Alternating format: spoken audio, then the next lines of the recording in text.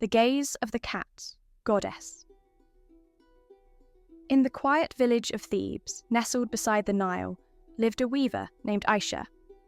Each day, she worked by the alley, watched over by her cat, a sleek white feline with piercing blue eyes. The villagers called it the messenger of the goddess. Aisha never scolded or mistreated the cat. When asked why, she would softly reply, "She is watching me. That is no ordinary cat. It is the eye of the goddess." One year, the Nile flooded more than ever before. Crops failed, and people grew bitter. Whispers turned to blame, and some said the cat was a bad omen. One drunken man from a nearby village broke into Aisha's home one night, hoping to take the cat and offer it to the river. But something happened. By dawn, his body was found at the edge of the village, eyes wide, lifeless, and face frozen in terror. And the cat? She sat calmly on his chest, staring into the rising sun. From that day on, no one in the village ever dared harm a cat again. When one died, they mourned it like family. Some even shaved their eyebrows in grief, just as the ancients did, because they remembered. The cat is Bastet's form, sacred, watchful, and never to be betrayed. The beckoning cat and the shifting shadow. In a rundown temple in Old Edo, there lived an aging monk with barely enough to eat. Yet he took in a stray cat, white-furred, calm, and always sitting by the gate, one paw raised as if waving to passers-by. One day, a travelling samurai noticed the cat's strange gesture. Curious, he stepped into the temple. At that very moment, lightning struck where he had just stood. Grateful for the cat's silent warning, the samurai donated generously, and the temple was rebuilt. The cat became a symbol of fortune. A statue was carved in its likeness, and so the legend of the Maneki Neko, the beckoning cat, was born. But the story doesn't end there. Whispers began to spread. Villagers claimed they saw the cat walking like a human at night, chanting in the old monk's voice. After the monk passed away, some swore he returned, but his eyes were wrong, his voice hollow. A child once claimed the cat's tail turned to a snake, its eyes glowed in the dark, and it swallowed the monk's soul. Only then did the villagers understand. It was no ordinary cat. It was a Bakaneko, a shape-shifting, feline spirit that speaks, deceives, and consumes the dead. Now, the temple stands silent. The cat statue still raises its paw. Maybe it beckons for luck. Or maybe it beckons for souls. The Chariot of Freya. In the snowy reaches of the north, where the skies shimmer with northern lights, rides a goddess unlike any other. Freya, goddess of love, beauty, and magic. But she does not ride alone. Her chariot thunders across the clouds, drawn not by horses, but by two enormous cats, sleek, majestic, their eyes glowing with ancient power. They move with silent grace, their fur like moonlight on fresh snow. The people say she chose cats because they are proud, mysterious, and untamed, just like love itself. Freya adored her cats. It's said she whispered spells into their ears, and in return, they brought her omens and dreams. To honour her, brides would offer cream and sweet bread to cats before their weddings, hoping to win the goddess's favour and a joyful marriage.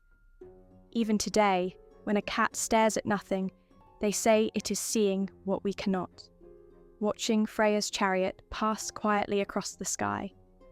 For in the heart of every cat, there is a touch of magic, and the memory of a goddess who loved them. The cat that saw what we couldn't. In a quiet village in southern China, a family mourned the loss of an old grandfather. His body lay in the center room, candles lit, incense burning, the air heavy with grief. But the family forgot one thing: they didn't lock the cat out. Just before midnight, the black family cat, silent all day, suddenly leapt onto the windowsill. It stared into the dark corner of the room, eyes wide, fur bristling. Then it hissed, loud, long. Everyone froze. The cat's eyes tracked something, invisible, and then it happened. The corpse moved, fingers twitched, eyes opened, cloudy, lifeless. The old man sat up, mouth wide as if to scream. Chaos erupted. Elders cried, "The cat saw a ghost!" It let the spirit back in. Someone threw a sheet over the body. Monks were called. Prayers filled the air until dawn. By morning, the corpse lay still again. Since then, in that village, they say, never let a cat near the dead, for it sees what you cannot, and what it sees might follow. Black Cat, White Fate. In the misty hills of northern England, an old woman found a stray black cat on her doorstep. Cold, soaked, and silent, it looked up at her with emerald eyes. She took it in. From that day on, her fortunes changed. Crops grew tall, debts vanished, and her granddaughter recovered from illness.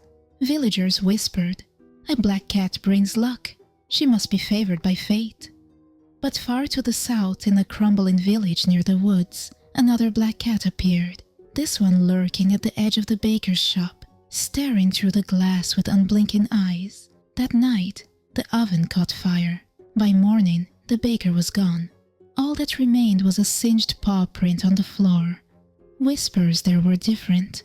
The black cat is a witch's spy, or worse. In Britain, they say a black cat crossing your path may mean fortune, or a curse. It depends where you stand. For in the dark, even luck wears a shadow. The cat that sang to ghosts. In a quiet Italian village where ivy curls around stone windows and candles flicker through the night, there is a saying, if you hear a cat singing at your window, a soul is near. They say some cats, only black ones, know the language of the dead. On certain nights when the moon is high and mist hugs the ground, a cat may perch on your sill and begin to sing. Not meow, not yowl, but sing. Low, haunting notes, like lullabies whispered through fog. It is not a warning, it is a guide. The cat sings not for the living, but for the wandering spirit just beyond your door, lost and searching. Its song leads the soul gently through the veil, so that by sunrise it can finally rest. So if you wake at night and hear it, don't chase it away. Let the cat finish its song, for it may be the last voice the dead ever hear, the prophet and the sleeping cat. In the golden sun of Medina, the Prophet Muhammad sat in quiet reflection. A gentle breeze stirred the air. On his robe, curled and purring softly, slept his beloved cat, Mueza. When the call to prayer rang out, it was time to rise. But the Prophet noticed that Mueza was asleep on the sleeve of his cloak. Rather than disturb her, he reached for a blade and gently cut the sleeve away. Mueza did not stir. The Prophet rose, leaving her in peace. From that day on, cats were seen with kindness and reverence across the Islamic world. They were welcomed in homes, markets, even inside mosques. People said, the Prophet loved cats. To harm them is to turn from mercy.